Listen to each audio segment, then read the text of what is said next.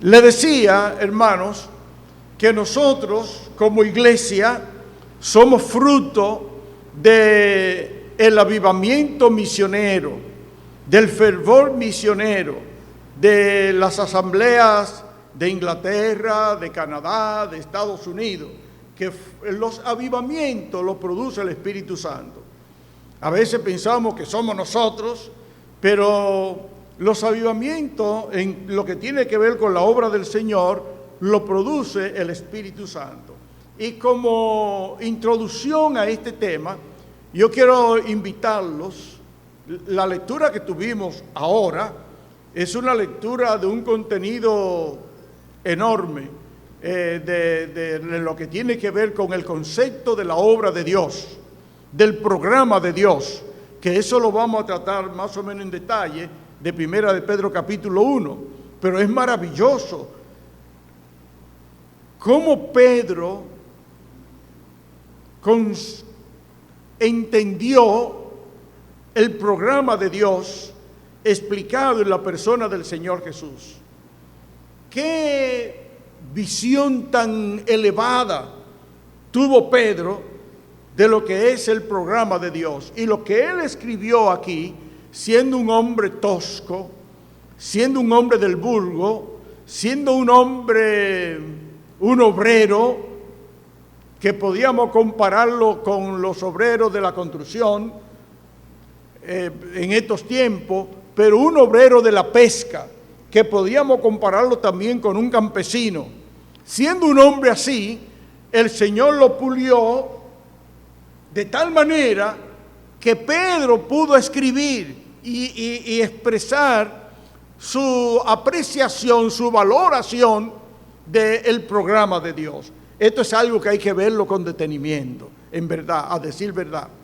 Pero yo quiero invitarlo a leer la opinión, el pensamiento, la apreciación del apóstol Pablo, que fue un hombre diferente a Pedro. Pablo, un intelectual. Pablo, un hombre educado a los pies de uno de los mejores maestros de su tiempo, llamado Gamaliel.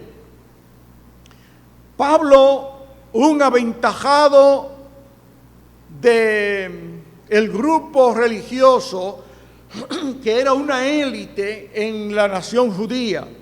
Me refiero a los fariseos. Ser un fariseo indicaba, señalaba una persona que estaba familiarizada de manera profunda con las Escrituras, que se interesaba en estudiar y guardar los mandamientos de Dios, de la palabra de Dios. Solo que, como todos sabemos, eran tan sobresalientes que se fueron más allá de la palabra de Dios y fueron introduciendo cosas a lo que tiene que ver con el plan de Dios, y tristemente se quedaron más con las cosas que ellos fueron añadiendo, que se convirtieron en tradiciones, que con el contenido de la palabra de Dios. Y el Señor Jesús le recriminó eso. Cuando aparece el Señor Jesús empieza a enseñar el espíritu de las Escrituras, el propósito de las Escrituras. Por eso el Señor se ganó el título. ¿Recuerdan cuando Nicodemo fue a ver al Señor? ¿Cómo le llamó Nicodemo al Señor?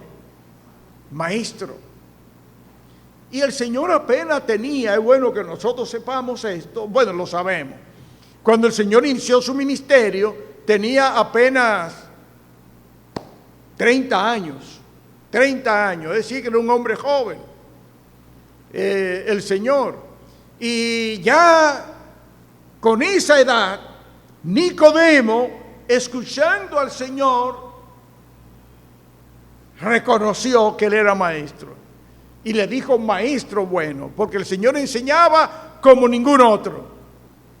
Y esas enseñanzas del Señor trajo a multitudes que venían para escucharle. Y los fariseos como Nicodemo no se contuvieron. Ellos iban a escondidas para escuchar, a ver si el Señor estaba dando alguna enseñanza de error. Pero era todo lo contrario. El Señor enseñando las Escrituras en el espíritu de las Escrituras, en el espíritu con que se dio inicialmente. De ahí el Sermón del Monte, esa pieza tan magistral del Señor que contiene tanta enseñanza. Bien, entonces yo quiero invitarlo a que veamos la apreciación del apóstol Pablo en un solo versículo, segunda de Timoteo capítulo 4.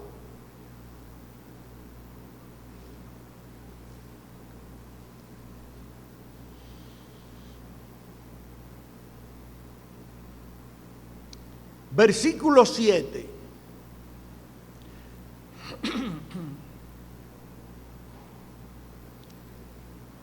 Segunda de Timoteo capítulo 4, versículo 7. ¿Alguien puede leerlo? He peleado la buena batalla. No. Capítulo 4, perdón. Yo dije segunda de Timoteo. Es segunda de Corintios. Perdone. Segunda de Segunda de Corintios capítulo 4 versículo 7. Pero tenemos este tesoro en vasos de barro, para que la excelencia del poder sea de Dios y no de nosotros. Bien, gracias, hermano Denny. Oigan la valoración del apóstol Pablo. Tenemos este tesoro en vaso de barro. ¿Qué tesoro tenemos en vaso de barro?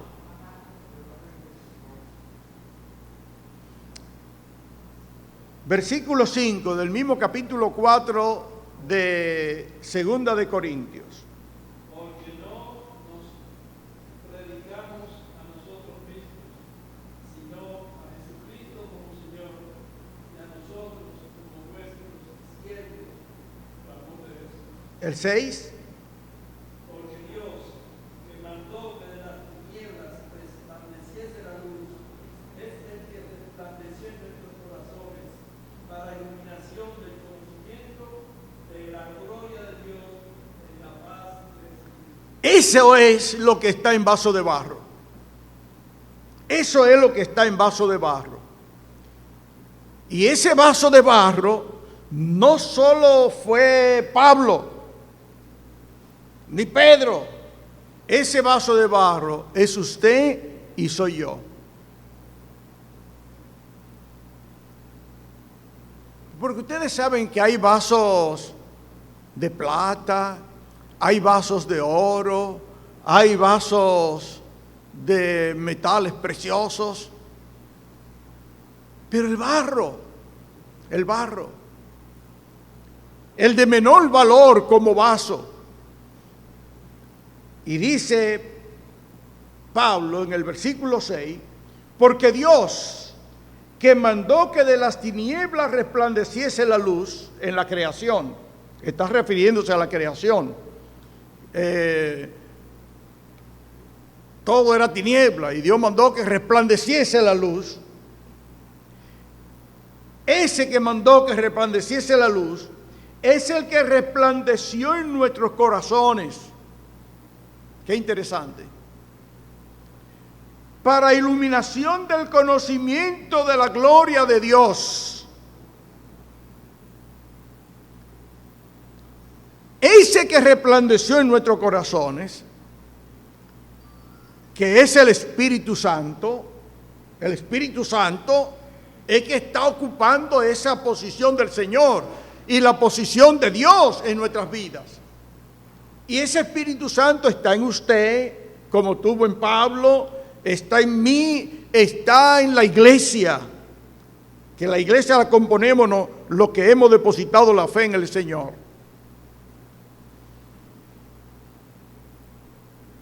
Él resplandeció en nuestro corazón para iluminación del conocimiento de la gloria de Dios. Si algo nosotros aprendemos de Dios, si algún conocimiento nosotros tenemos de Dios, si algún conocimiento tenemos del Señor, se lo debemos a ese que está en nosotros, que resplandeció en nosotros. En otro lugar, en Romanos capítulo 5, por ejemplo, Pablo dice que Dios derramó, vamos a ver cómo dice Romanos capítulo 5.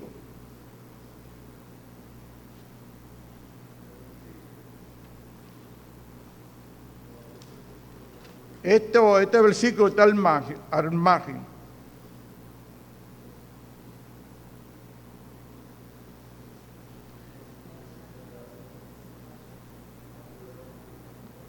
Romanos capítulo 5. Vamos a leer a partir del versículo 5, a ver si yo doy con el versículo que quiero.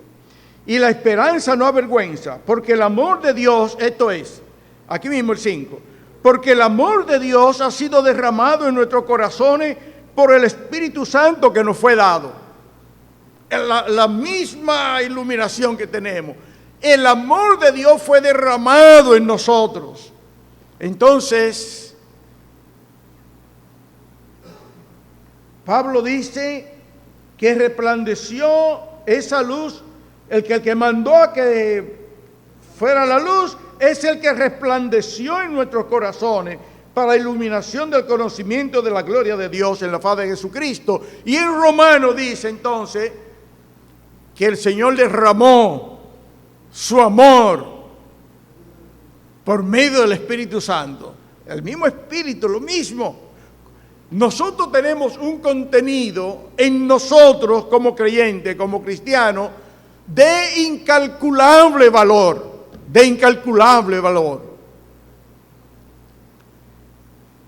Y qué bueno que nosotros podamos, como Pablo, como Pedro, asimilar ese concepto y recrearnos, gozarnos en esa bendición grande que hemos recibido de Dios.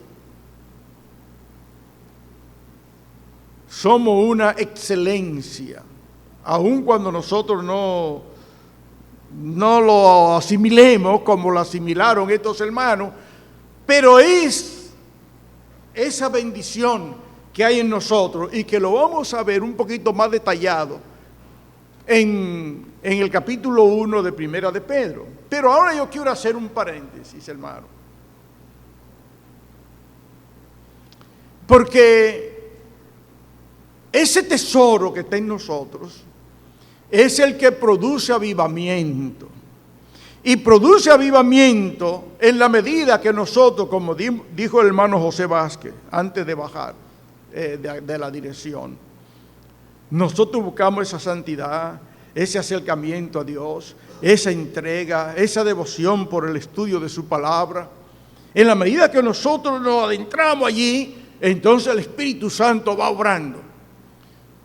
Lo que impide que el Espíritu Santo se manifieste de una manera extraordinaria en nuestras vidas es el pecado, es la dejadez. ¿Cómo lo expresamos? Bueno, entonces tenemos esa bendición. Para el año 1820, como señaló el hermano Pablo la semana pasada, hubo un despertar, porque el Señor conoce los corazones, en un grupo pequeño de hermanos que para ese tiempo escuchamos que algunos eran profesionales, que se habían graduado en universidades, lo que costaba en ese tiempo llegar a un nivel universitario, a un nivel intelectual. Hermanos de ese nivel se propusieron estudiar la palabra de Dios detenidamente. Y empezaron 2 o 3. Pero estudiando la palabra de Dios se dieron cuenta que los grupos existentes en ese tiempo, llámense los presbiterianos, llámense los episcopales, llámense la Iglesia Católica, eran 3 o 4, lo más 5 grupos, eran grupos que estaban en un punto religioso, en cierto sentido, muy distante, muy alejado de las Escrituras. Y ellos estudiando seriamente la palabra de Dios, que empezaron como una célula, el Espíritu Santo los iluminó. Y decidieron entonces, como un pacto, vamos a reunirnos como dice la palabra de Dios. Miren, yo pertenezco a tal grupo, pero yo no encuentro el nombre de ese grupo en las Escrituras. Y otro dijo, yo pertenezco a tal grupo, pero yo no veo tampoco ese nombre en las Escrituras. Y se dieron cuenta que, la iglesia no tiene nombre. Se dieron cuenta que la iglesia somos los creyentes. Y hubo entonces, se fueron añadiendo otros católicos, se fueron añadiendo otros de los mismos episcopales, de diferentes grupos, amigos, y decidieron entre ellos entonces poner en práctica las Escrituras. Empezaron con la cena del Señor. Pero mire, aquí dijo el Señor, haced esto en memoria de mí. Y cada primer día de la semana, y estudiando las Escrituras, desde la orden del Señor, desde el mandato del Señor, hasta la práctica de los apóstoles y la recomendación de ellos, encontraron que sí, que los hermanos se reunían con frecuencia a partir el pan. Y ellos se fijaron muy especialmente en el libro de los Hechos capítulo 2. Hechos capítulo 2. Ese versículo ya tan conocido nuestro. Hechos capítulo 2, versículo 42, donde nos dice, 41, así que los que recibieron su palabra fueron bautizados. Los hermanos que nos hemos bautizado hemos hecho bien, ¿verdad? Y los que se llaman a bautizar también. Y se añadieron aquel día como 3,000 personas y perseveraban en la doctrina de los apóstoles. Eso quiere decir en el estudio de la palabra, como estamos reunidos en esta noche para estudiar la palabra. ¿Qué más dice? En la comunión unos con otros, que eso es importante, la comunión de los hermanos. En el partimiento del pan, la reunión que celebramos cada domingo, y en las oraciones.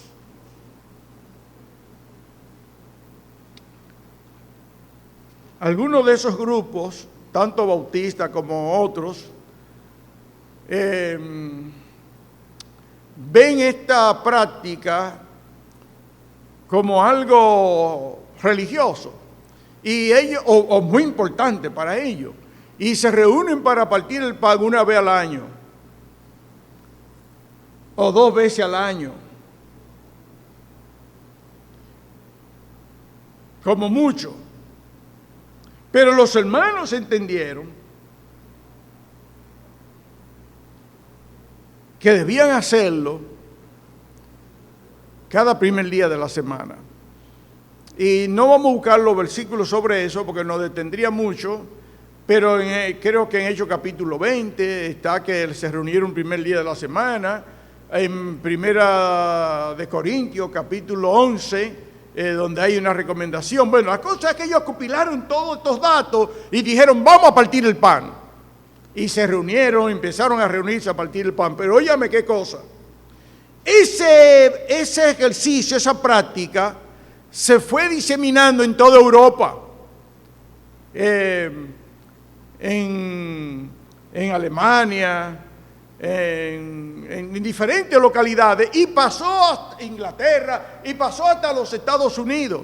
Una evidencia de que el Espíritu Santo estaba trabajando y se empezaron a formar grupos. Pero lo que nos interesa en esta noche es el hecho de que de ese movimiento que empezó por los años 1820, entonces vino la otra parte, que fue la parte de la visión de alcanzar a otras naciones, la visión misionera. Y empezó con este hermano dentista, que señaló el hermano Pablo en ese tiempo.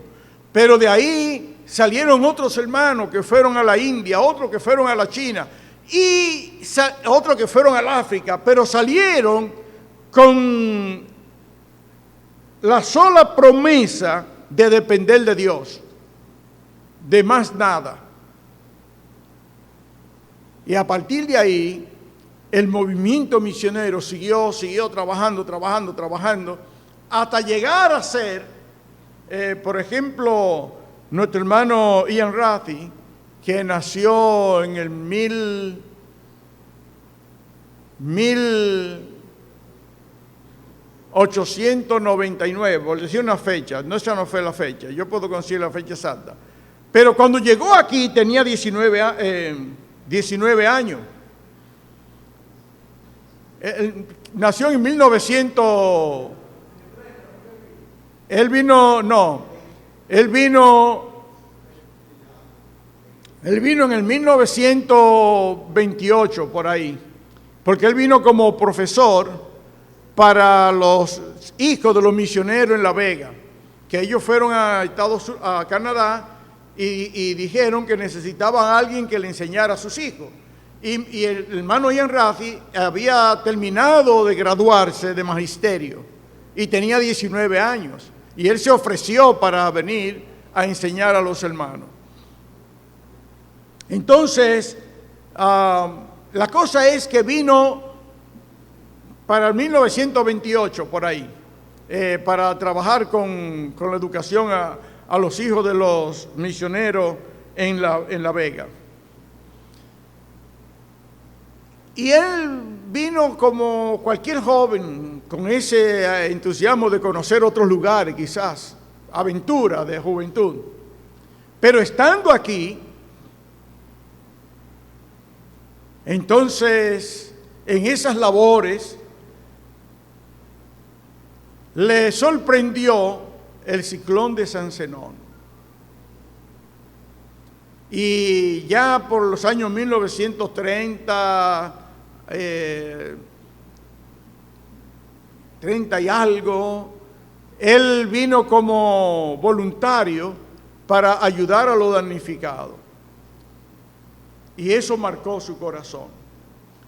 Él vino como por 2 años y luego da testimonio de que eso le llevó 67 años aquí. 67 años aquí predicando la palabra. Regresó a Canadá. Para ese entonces había venido el hermano Duncan Reed, que vino en el 1919, junto con Jenner, y empezaron ese mover de enseñar la palabra. Mr. Reed vino a La Vega, igual que el hermano Rathi, y luego se trasladó a la ciudad de Puerto Plata, donde por los años 1937, algo así. La cosa es que estos hombres jóvenes, que eran jóvenes, escucharon la voz del Señor a través de los hermanos que para ese entonces, 1914, 1915, estaba la construcción de ferrocarriles en algunos países de América, particularmente en Argentina y luego aquí en República Dominicana. Entonces el hermano Smith, otro joven que vino como contable de la compañía de ferrocarril aquí en Santo Domingo, en República Dominicana, empezando por Sánchez, él vio que había muy pocas iglesias evangélicas. Y cuando él fue a Canadá, él hizo una propaganda que decía: joven, Santo Domingo te necesita. Mitterrand leyó eso, una de las revistas que pusieron, y entonces se entusiasmó para venir. Mitterrand era de Inglaterra, pero en ese momento estaba en Canadá. Y el hermano Reed llegó a ser vicecónsul de Inglaterra aquí en República Dominicana, con asiento en Puerto Plata. Así que eso le dio un prestigio a lo que tenía que ver con la predicación de la palabra, que era su interés de servir al Señor. Y más tarde, el hermano Rusty fue a un seminario para aprender un poquito más de la palabra, y luego entonces conoció una joven que nació en el África, hija de misionero en el África, que se llamaba Dorothy, y se casaron y ambos vinieron para República Dominicana ya como misioneros encomendados. Esos dos jovencitos vinieron para acá, y cuentan ellos que en camino para República Dominicana, porque los viajes se hacían en aquel tiempo mayormente por barco, pasaron por Nueva York, y estando en una de las casas que lo alojaron, recién casado, con su regalo de boda y con dinero, la casa se quemó. Y en esa casa se perdió todo lo que ellos tenían, y el dinero también, y se quedaron sin dinero, nada más con el dinero que tenían en los bolsillos. Pero ellos oraron al Señor, y dicen que de manera inexplicable el Señor le proveyó de dinero, y ellos llegaron para Santo Domingo. Así que pasaron todas esas pruebas. Y el hermano Rusty y Dorothy se fueron a Puerto Plata. Y estando en Puerto Plata, por los años 1938, 1939, el hermano Rusty quiso venir a explorar a Santo Domingo. Cuando eso ocurrió, la población de Santo Domingo era de alrededor de 600,000 habitantes. 600,000 habitantes, la ciudad de Santo Domingo. Que era poco. Y vinieron y decidieron quedarse aquí para continuar la obra. Ya habían tenido entrenamiento con los Reed, habían aprendido un poquito mejor el español. Y bueno, el Señor mandó a Santo Domingo un joven con mucha visión de lo que era la obra. Tanta visión que fue quien estableció el primer programa evangélico en Santo Domingo y casi en República Dominicana. Primera imprenta evangélica en República Dominicana, no solo en Santo Domingo, en República Dominicana. Y así fue involucrado en muchos ministerios que fue desarrollando, y así la obra empezó a producirse. Pero pasaron por muchas pruebas. Esa es la historia de nosotros aquí, de las asambleas.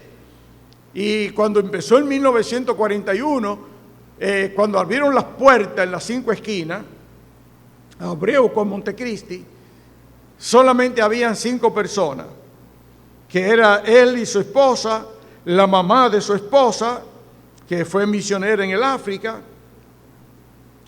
dos hermanas que vinieron de Puerto Plata, una que se llamaba Justina Alvarado y otra que se llamaba Georgina Bin. Esos 5 hermanos. Y después se le fueron añadiendo otro, y la obra fue creciendo.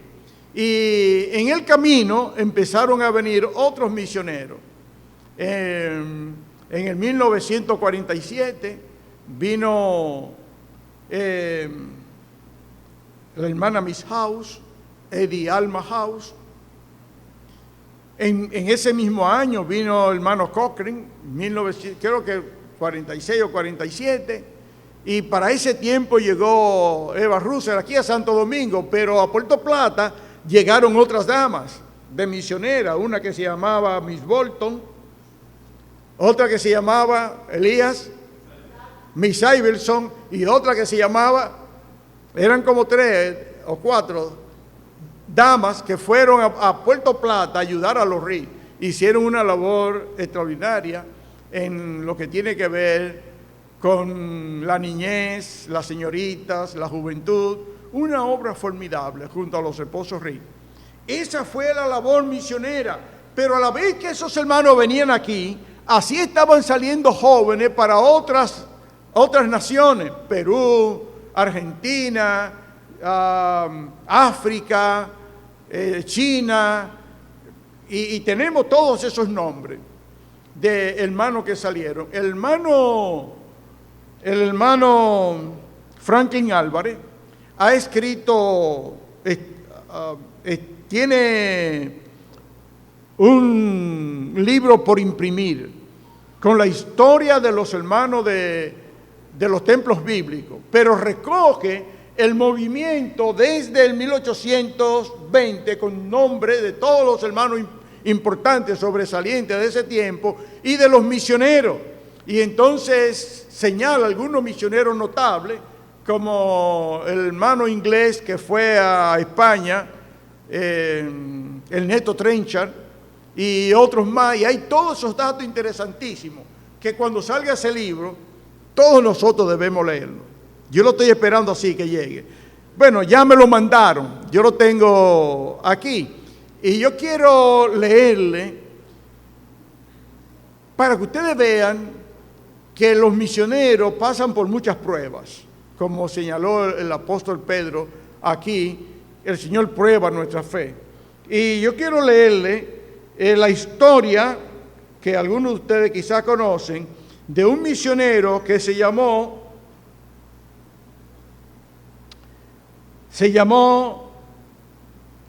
Jean Elliot, que fue muerto por los indígenas, donde él fue a predicar junto con otros amigos. Voy a leerle esta historia, porque los obreros pasan por muchas pruebas. Y yo le he señalado a estos hermanos, pero cuando ellos llegaron aquí no habían sanitario, ni habían estufa. Ellos tenían que hacer su necesidad en la letrina y ellos venían de países del primer mundo que tenían todas las comodidades. Y tenían que venir a cocinar en un fogón con leña y con carbón. No era tan fácil para ellos, no tenían las comodidades que nosotros gozamos hoy. Dice, Phil James Elliot nació el 8 de octubre de 1927 en Portland, Oregon, hijo de Fred y Clara Elliot. Era uno de los 3 hermanos de una familia que incluía a Robert Herbert y una hermana, Jane. Su padre era un evangelista no sectario, itinerante, que es lo que somos nosotros. Nosotros no somos sectarios, no somos una secta. Nosotros somos un grupo de hermanos que se reúnen en el nombre del Señor y que no respondemos a ninguna institución, llámese concilio, llámese... Todos los grupos que están por ahí pertenecen a concilio. ¿Ustedes saben lo que hacen los concilios? Que ellos le pagan a los pastores, pero las ofrendas de las iglesias tienen que mandarlas al concilio. Y entonces el concilio se encarga de los gastos de la iglesia. O tienen que mandarle 1%, no sé de cuánto. Y así, pero nosotros como asamblea, las ofrendas que recibimos no van a ningún lugar. Las ofrendas se quedan aquí. Y con esas nosotros nos desenvolvemos para la compra de tratados, para la compra de pago de la energía eléctrica, todo lo que tiene que ver gasto. Y como ustedes, bueno, eso tenemos eso. Entonces sigue diciendo aquí, Su hogar era visitado frecuentemente por misioneros que ejercieron una influencia importante en la familia. Cuando tenía 8 años, Jean estaba consciente de su salvación por Cristo.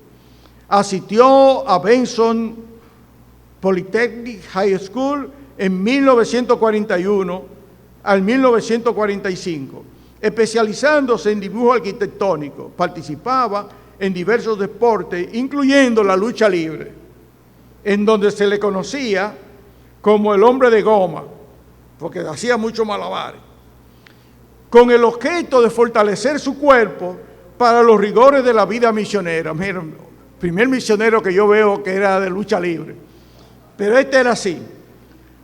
Luchó únicamente por el vigor y la coordinación del tono muscular que el cuerpo recibe al ejercitarse, con la finalidad fundamental de presentar como sacrificio vivo un cuerpo útil.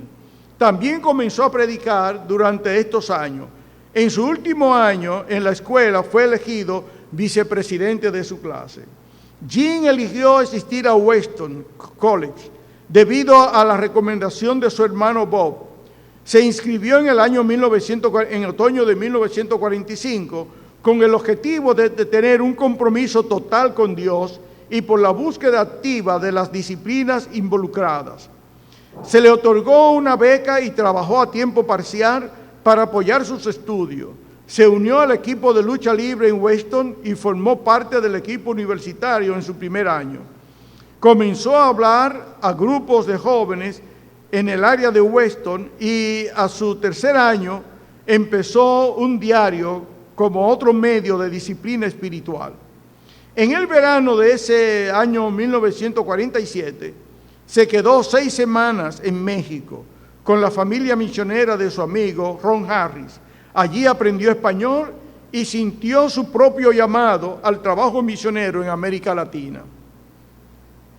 En 1948, Elio y algunos de sus amigos estuvieron a punto de morir en un accidente de tren en la vía de Weston. Ese año fue presidente de Foreign Mission y en el campo y formó parte de un equipo evangelístico durante el verano. Eligió griego como su especialidad y se graduó con altos honores en 1949. Vivió con parientes de Glen Ellyn, Illinois, durante sus años universitarios y asistió a Lombard Gospel Chapel. En 1928, en el 28 de octubre de 1949, escribió en su diario: no es necio aquel que da lo que no puede retener para ganar lo que no puede perder. Oigan qué concepto. Alguien luego escribió: el 28 de octubre de 1949 marca un día especial en la historia de la Iglesia. No porque algún documento impactante fue clavado en alguna puerta, no por el nacimiento de algún famoso evangelista o que un prominente centro de estudio bíblico naciera, sino porque un joven con un profundo amor al Señor escribió algunas simples palabras que después de las Escrituras han impactado a millones de personas en todo el mundo. Palabras que no se quedaron en papel, sino que las imprimió en la historia de su vida y que resonarán por la eternidad. Durante un año después de su graduación, Elio regresó a la casa familiar en Portland para concentrarse en el estudio de la Biblia. Se involucró en trabajos ocasionales y aprendió a predicar en las esquinas, en las cárceles y en las asambleas de los hermanos de Plymouth, como nos llamamos nosotros, los hermanos. Su futura esposa y ex estudiante de Weston College, Elizabeth Howard, hizo una visita a la familia Elio a su regreso de la obra misionera de verano en Canadá. En junio de 1950 pasó varias semanas en Norman, Oklahoma, en el Instituto de Lingüística de Verano, patrocinado por Weekly Bible. Allí trabajó con un ex misionero de los indios quechuas de Ecuador, y escuchó por primera vez la remota y temida tribu Huauraní. En ese país, el nombre comúnmente usado para la tribu en ese momento era Auca, la tribu Auca, que significa salvajes o enemigos. Y este fue el nombre con el que fueron conocidos en casi toda la literatura de ese entonces.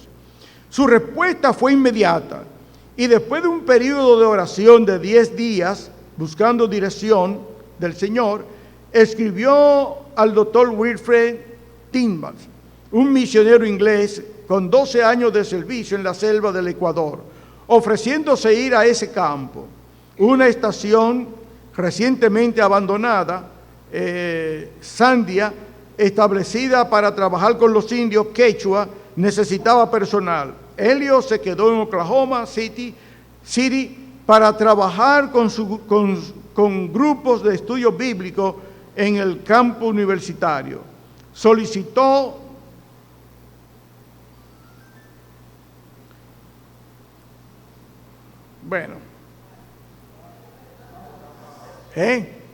vamos a concluirlo ahí. Solicitó entonces permiso para ir a trabajar, pero el resumen de esta historia es que en 1955 él fue de misionero a estos indígenas y fue con otros hermanos que iban en una avioneta y le lanzaban comida, alimento, le lanzaban fotos de ellos y fueron haciendo amistad. Y entonces en una ya determinaron que el campo estaba bien, buscaron un lugar donde aterrizar y aterrizaron allí. Y pocos días después de estar allí, se acercaron uno de los indígenas y lo mataron. Ellos tenían comunicación con la esposa, entonces lo mataron.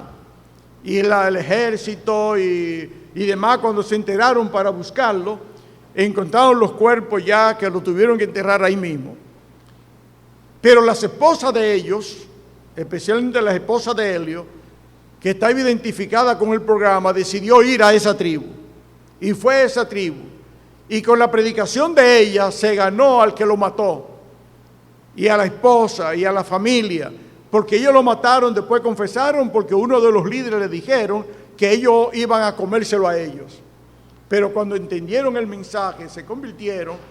Y allí hay una asamblea de hermanos. Lo que quería señalarle es lo que sufren los obreros en muchas partes, los hombres que deciden entregar su vida al Señor. Lamentablemente la intención de leer la historia de este hermano me ha llevado tiempo, pero el próximo miércoles yo voy a seguir aquí con el permiso del hermano Fermín para concluir lo que tengo de más interés, que es el concepto del apóstol Pedro sobre su visión de lo que es la misión, la vida de fe a la que todos nosotros pertenecemos. Quiere el Señor que no se pierda la historia, no se pierda el mensaje esta noche con la lectura de la historia de Helio. Que nosotros salgamos de aquí, hermano, sabiendo que somos vasos de barro. ¿Qué quiere decir eso? Que el más afortunado de nosotros no es nada. No es nada ni es nadie frente a la grandeza de Dios. Y que si algo somos, es por la gracia de Él, que nos da esa gracia de ser partícipe en su obra. De manera, hermano, que no escatime esfuerzo alguno. Primero, para estar en un ambiente como este, bajo el sonido de la palabra de Dios, que el próximo miércoles vamos a ver cuán privilegiados somos.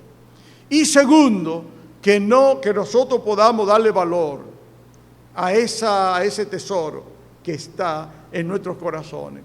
Y que si eso implica nosotros abandonar cualquier cosa para servir al Señor, realmente si lo valoramos, no será muy difícil, sabiendo que nuestra recompensa será en los cielos. Gracias, hermano.